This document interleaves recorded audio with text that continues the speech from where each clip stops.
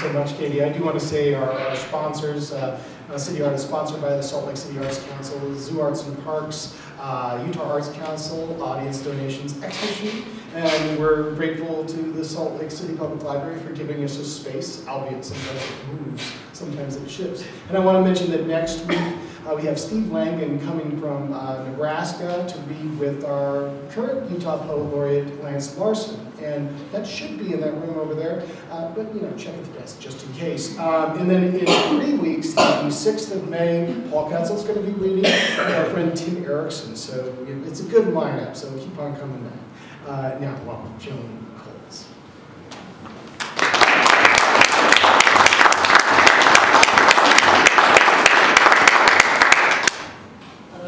I'm a firm believer in rearranging my environment. You know, I look out and see you all, and I realize that this manuscript is really about you, every one of you, and I want to thank you for being here. This is my best effort at excerpting from a slightly longer essay.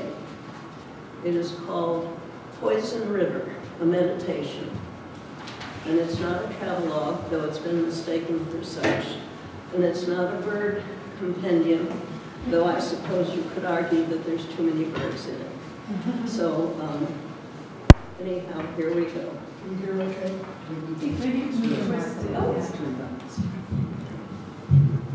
Now can you hear me? Okay.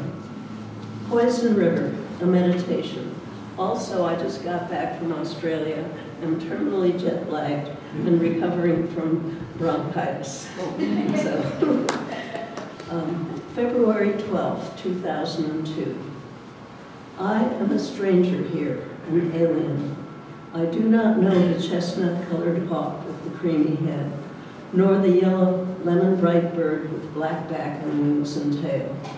Does he fill in here for the yellow-headed blackbird we have at home? Mahogany redbirds wade and forage in the tangled grasses that stand in water now that the river is rising.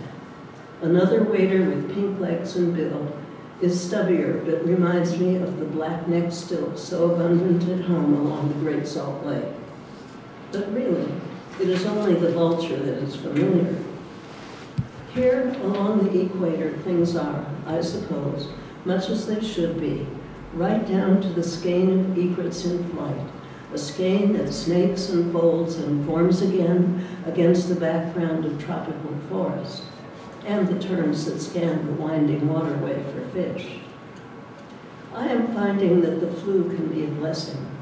Instead of walking out with our small group from this small Amazon tour boat, we are 4 tourists and a guide, I am left to sit under a canopy over the boat's top deck, left to observe and reflect. Even here there is too much to see, too much to take note of.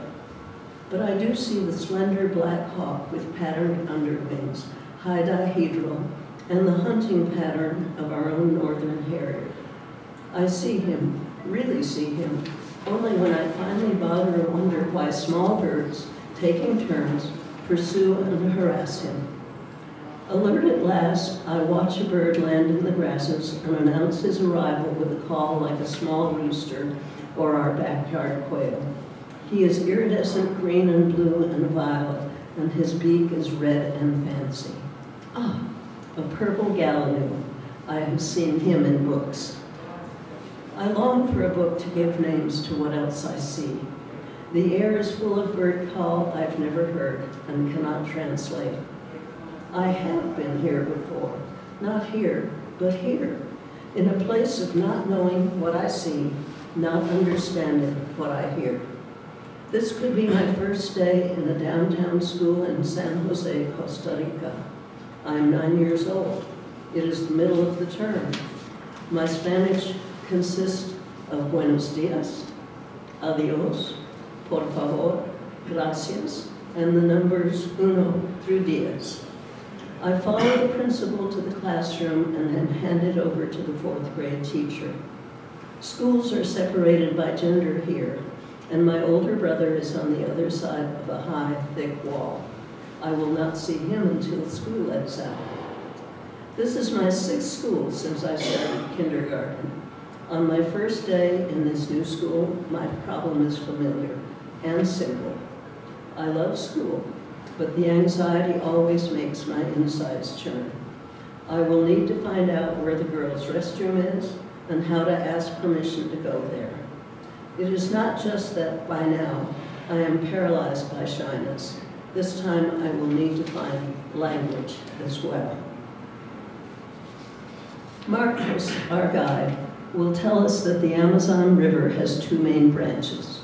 He will say that the Rio Negro flows out of the Colombian highlands, black from its humus load of rotting leaves, and that with a pH of 4.8, the water is markedly acid, so fish and wildlife are relatively sparse.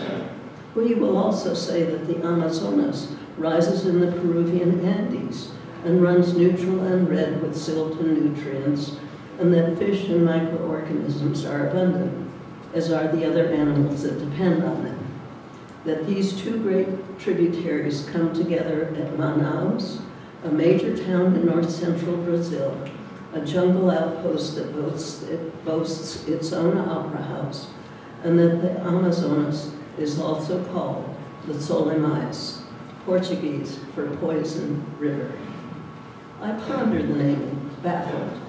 Surely the sterile, even toxic black tributary better deserves the name of Solimais. So I'm not sure I believe what he tells us. Marcos may be a guide, but he lives in a backwater. Perhaps he doesn't know his own geography. He's got it wrong. 5 years later, I will lift my world atlas off the shelf and examine the distant heart of South America. I will find those faraway rivers that appear on the map as if seen from a great height. Here is Rio Negro.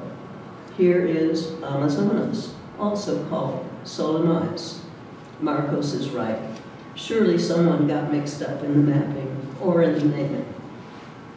The mapping, the naming. My father did his share of that in the 1920s when he was a young geologist, but working well north of here in Colombia and Venezuela. Then in the 50s, 1950s that is, he did work here in all the vastness that is Brazil. That was when Petrobras, Petróleo Brasileiro, hired him away from his long career at Standard Oil with a 5-year contract and a lot of money to be their exploration manager. Experienced as he was at finding oil in inhospitable jungles, he was uniquely suited to the task. In Brazil, hopes were high, promises were made. The people would be rich. After all, Colombia and Venezuela, and even little Ecuador, had already been pumping oil since the early 1900s. And my father had been part of that, hadn't he? I am not here in search of my father. I am here to escape the Winter Olympics in Salt Lake City, where security fences and roadblocks have all but made me a prisoner in my own neighborhood, a short walk from the main Olympic venue. Now 4,500 miles to the south, I have escaped the stockade. I am not traveling alone. I'm with my daughter, Catherine, and she is here in search of my father. Although his exploration of Brazil took place after the time frame of the book she is writing, she still wants what? The tropical heat? The humidity that lies on the flesh like an extra skin? The sounds of a different language in her ears? The towering ceiba trees, the parrots, the toucans, the piranhas, the orchids, the great swamps and shifting waters, the giant lily pads with the gallinules that tiptoe over them? We have no evidence that he was ever exactly here where we are, but she will brush against forbs and grasses and shrubs, like those he hacked with his machete as he pushed his way through the tropical rainforests.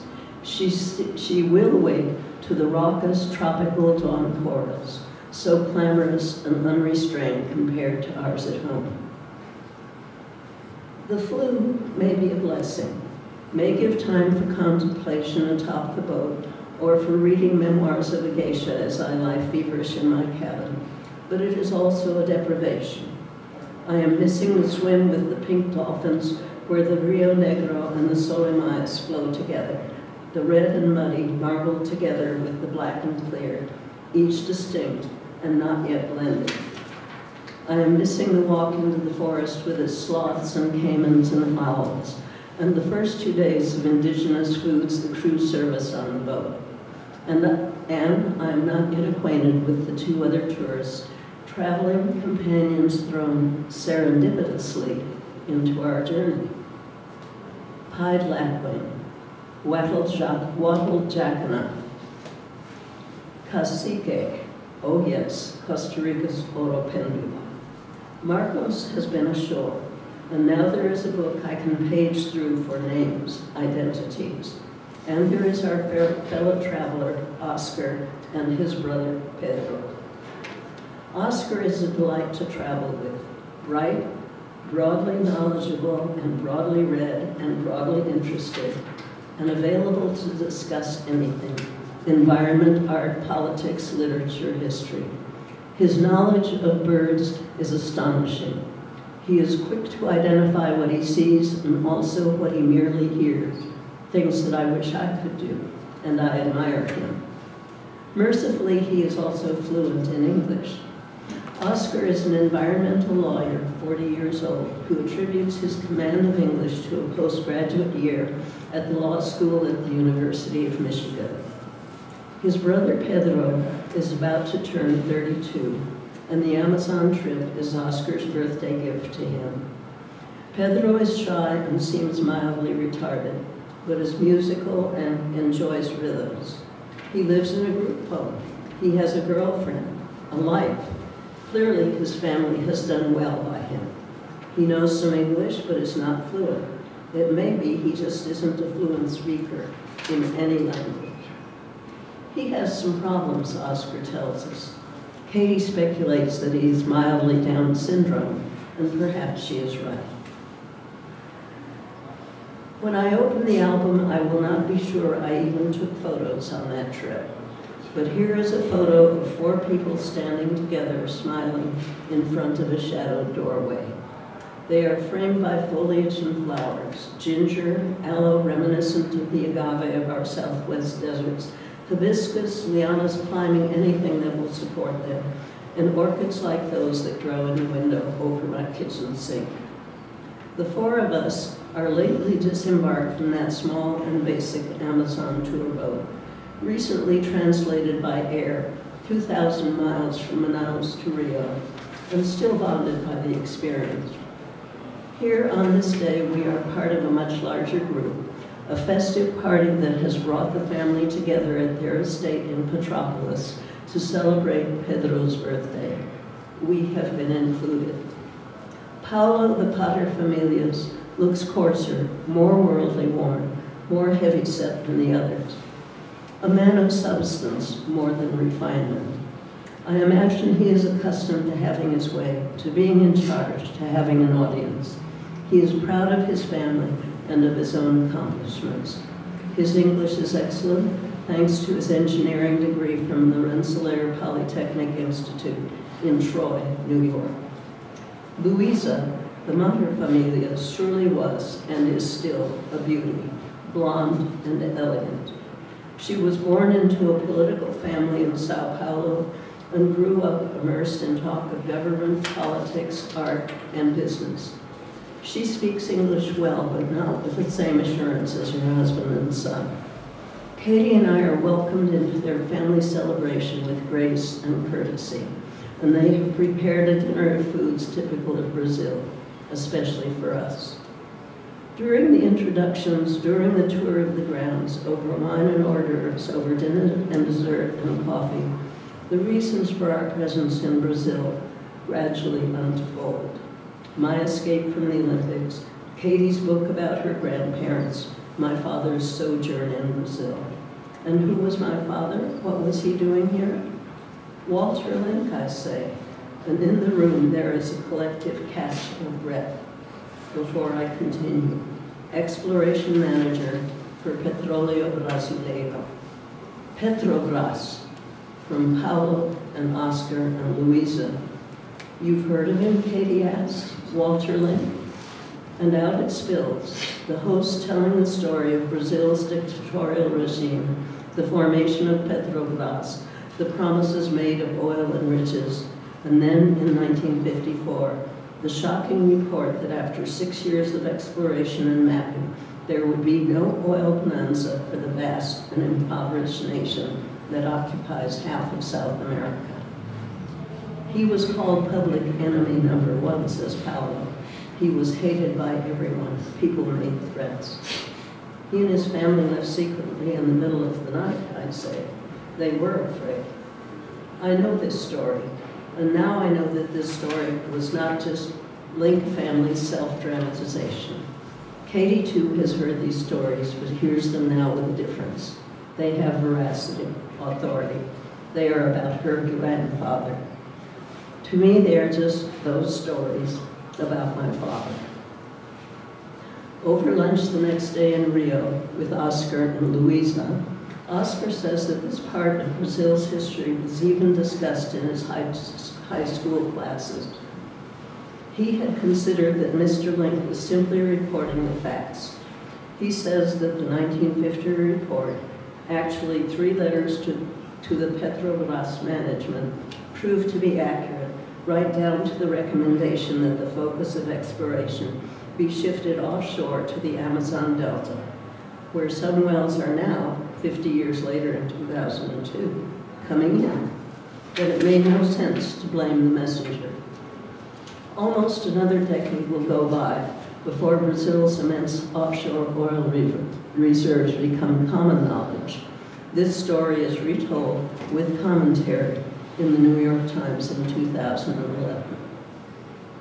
We fly home bearing artifacts, a blowgun and darts, a primitive bow with arrows that Katie bought on the river in the village of Novo Airão, a wall clock left for us at the hotel desk in Rio as a farewell gift from Oscar, with a different tropical bird at each hour marker on the dial, and a manuscript written by Paulo about seducing a girl when he was at Rensselaer, a story he hoped one of us would critique or perhaps enjoy. The clock and the manuscript will end up in my hands. 3 years later, I will dig the clock out of the closet, hang it on the wall in the breakfast nook, and start it up, and discover to my astonishment that there is bird song every hour on the hour, specific to the bird the little hand points to.